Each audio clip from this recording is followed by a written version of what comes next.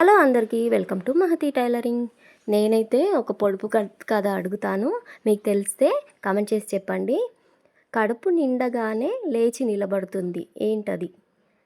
చిన్న పొడుపు కథ, మీకు తెలిస్తే కామెంట్ చేయండి, తెలియకపోతే లేదని చెప్పండి, నేనే చెప్పేస్తానన్నమాట కామెంట్లో.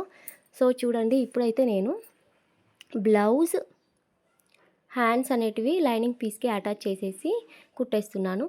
ఈ బ్లౌజ్ హ్యాండ్స్ పీస్కి అయితే నేను ఫ్రంట్ చంక కర్వ్ అనేది తీయలేదన్నమాట.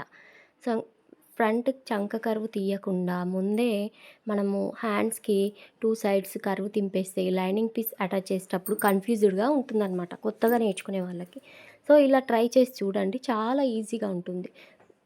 ముందే కట్ చేసుకోకుండా 2 హ్యాండ్ పీసెస్లు రెడీ చేసుకొని పెట్టుకోవాలన్నమాట. ఇలా రెడీ చేసుకొని పెట్టుకొని ఒకదానికొకటి ఇలా రివర్స్గా ఫోల్డ్ చేసుకొని నీట్గా ఇలా మలిచేసి పెట్టుకోండి. ఫోల్డ్ చేసి హ్యాండ్స్ని ఇలా పెట్టేసుకోవాలన్నమాట. ఇలా పెట్టేసుకొని కరెక్ట్ మొత్తం 4 మడతలు అనేటివి ఒకే దగ్గర ఉండే విధంగా చూసుకొని చివరలు నీట్గా ఫినిషింగ్ ఇలా అయితే నేనైతే కదలకుండా గుండు పిన్లు ఇలా పెట్టేశాను.